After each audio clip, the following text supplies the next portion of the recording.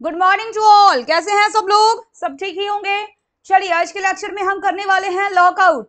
देखिए, a lockout refers to an action. ये lockout है क्या? एक एक्शन है जो लिया जाएगा किसकी तरफ से? एम्प्लॉयर की तरफ से। एम्प्लॉय की तरफ से जो होता है उसको क्या बोलते हैं? स्ट्राइक बोलते हैं। हमने पढ़ा था लास्ट लेक्चर में। हाँ ठीक है। और लॉकआउट किसके साइड से? एम्प्लॉयर के साइड से। ठीक है। To prevent workers from entering the work place during a labour dispute. अगर कुछ डिस्प्यूट चल रहा है तो एम्प्लॉयर क्या करेंगे? एम्प्लॉय को या फिर अपने वर्कर्स को वर्क प्लेस पे प्रवेश करने से मना कर देते हैं।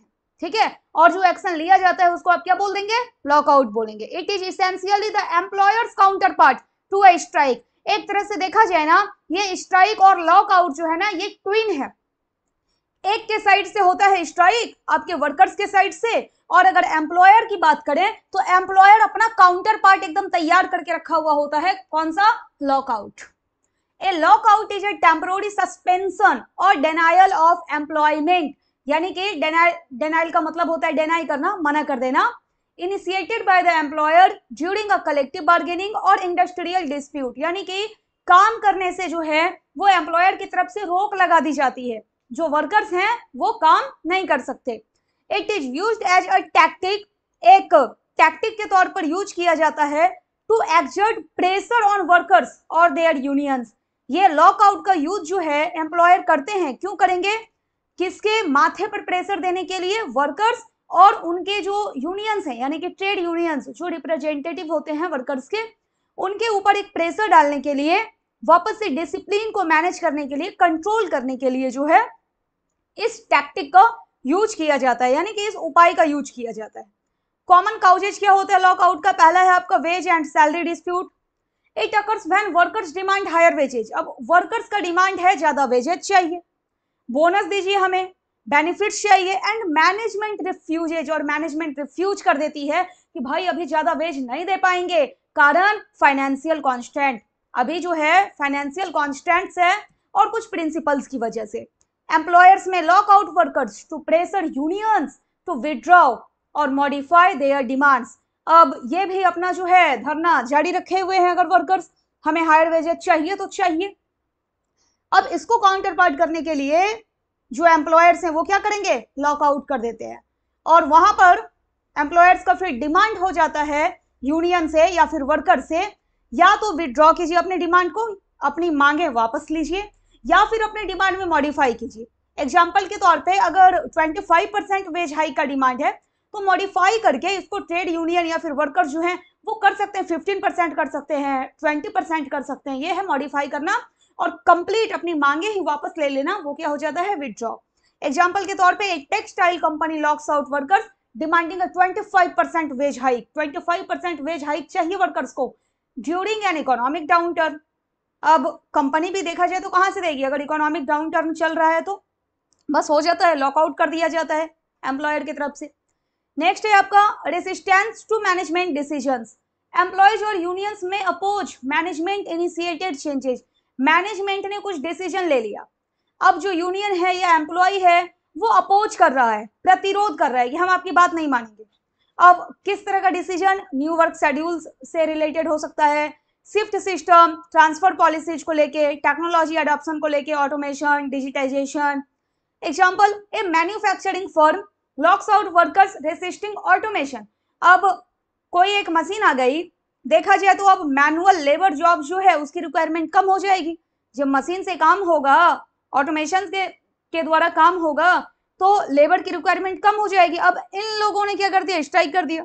अब उसके काउंटर पार्ट में ये क्या कर दिए? मैनेजमेंट या फिर जो आपके एम्प्लॉयर हैं वो लॉकआउट कर दिए कि भाई अब समय के साथ साथ हमें खुद को, अपनी कंपनी को, अपने ऑर्गेनाइजेशन को अपडेट तो करना ही पड़ेगा।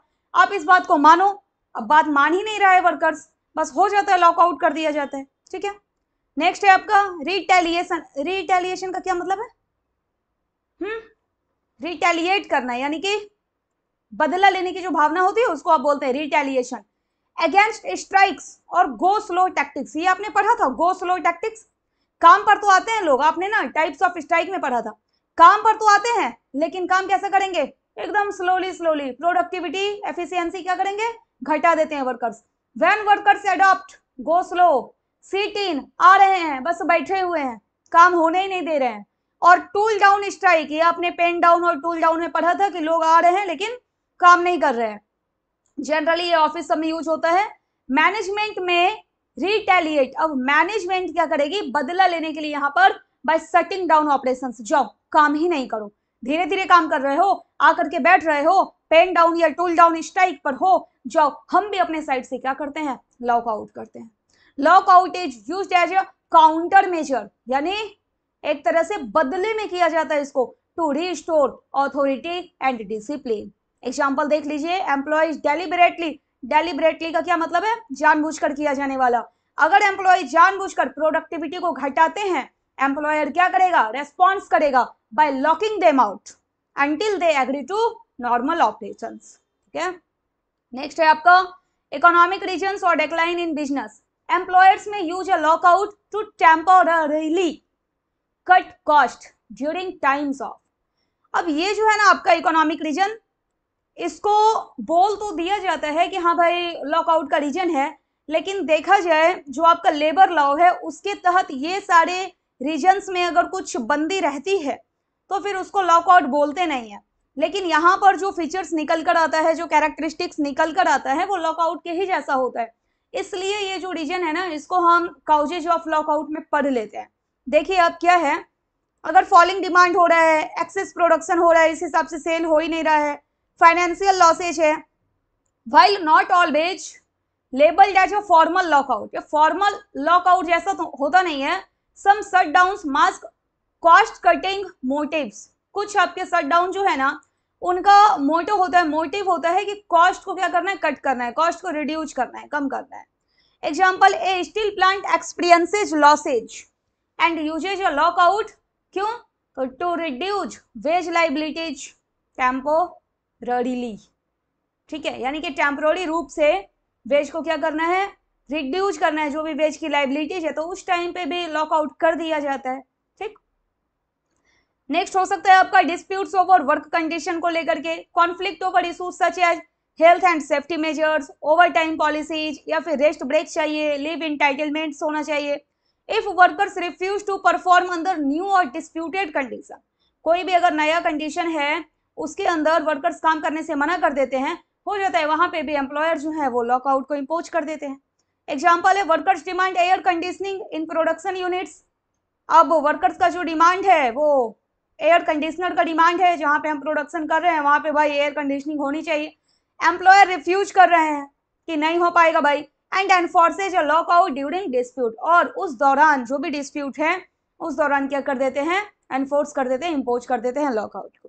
ठीक है, नेक्स्ट लेक्चर में हम करेंगे difference between strike and lockout. अब देखिए आपको ये लगेगा ना कि लॉकआउट में तो दोनों का ही नुकसान है, आपके जो एम्प्लॉयर है उनका भी नुकसान हो रहा है, जो आपके एम्प्लॉय हैं उनका भी नुकसान हो रहा है। देखा जाए तो प्रोडक्शन स्टॉप हो जाता है, प्रोडक्शन रुक जाता है, रेवेन्यू का लॉस होता है, जो रेपुटेशन है आपके ऑर्गेनाइजेशन की वो भी डैमेज होता है।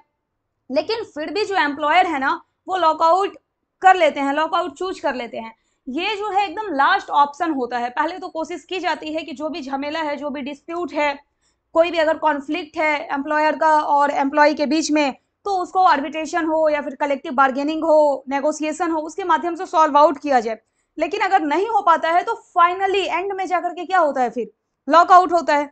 ठीक है, और एक रीजन ये भी है कि अगर बार बार डिसिप्लिन को जो है, यानी कि इनडिसिप्लिन बार बार अगर हो रहा है आपके ऑर्गेनाइजेशन में एम्प्लॉयर्स के द्वारा, तो कंट्रोल को रिगेन करने के लिए वर्क प्लेस पर, उसके लिए भी लॉकआउट कर देते हैं आपके एम्प्लॉयर। ठीक है, अब देखा जाए तो बार बार एनवायरमेंट ऑफ डिसिप्लिन हो रहा है तो फिर वो भी सही नहीं है।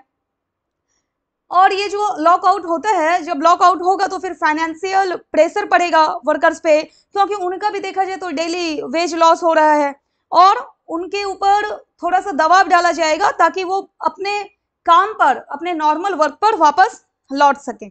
अब जैसे मान लीजिए कि कोई लो प्रॉफिट ईयर है, एक जगह आपने यहाँ पर देखा भी था कि इकोनॉमिक डाउन टर्न है, अब वहां पर एकदम वेजेज हाइक चाहिए, तो फिर कंपनी भी कहाँ से दे पाएगी, दिक्कत है वहां पर। ठीक है, और कई बार तो आपका लॉकआउट जो है वो इसलिए भी लगाते हैं ना कि अगर लॉकआउट नहीं होगा, तालाबंदी नहीं होगी, जो स्ट्राइक करने वाले हैं आकर के कुछ तोड़फोड़ कर देंगे, चेयर टेबल का नुकसान कर देंगे, प्लांट मशीनरी को तोड़फोड़ कर देंगे। ऐसा होता भी है कि आते हैं कुछ लोग जो स्ट्राइक वाले हैं वो तोड़फोड़ कर देते हैं, प्लांट मशीनरी का नुकसान कर देते हैं। तो इक्विपमेंट को, प्रॉपर्टी को, मशीनरी को, ये सबको बचाने के लिए भी एम्प्लॉयर क्या करते हैं, लॉकआउट को चूज कर लेते हैं। ठीक है, और जब कोई भी ऑप्शन नहीं बचता है कॉन्सिलिएशन का, कलेक्टिव बार्गेनिंग फेल हो जाता है, नेगोशिएशन फेल हो जाता है, तो एम्प्लॉयर फिर फाइनली चूज करते हैं लॉकआउट। ठीक है, ये सब आपका रीजन है कि काउजेज क्या था लॉकआउट का। और आपके माइंड में एक क्वेश्चन आया होगा कि भाई हो सकता है आर्बिट्रेशन है, कलेक्टिव बार्गेनिंग है, नेगोशिएशन है, कॉन्सिलिएशन है, तो फिर आखिर लॉकआउट क्यों? तो उसका रीजन आपने देख लिया कि आखिर लॉकआउट क्यों। ठीक है, अब नेक्स्ट लेक्चर में जो भी है आपका लॉकआउट और स्ट्राइक का डिफरेंस हम लोग करेंगे। Okay, thank you.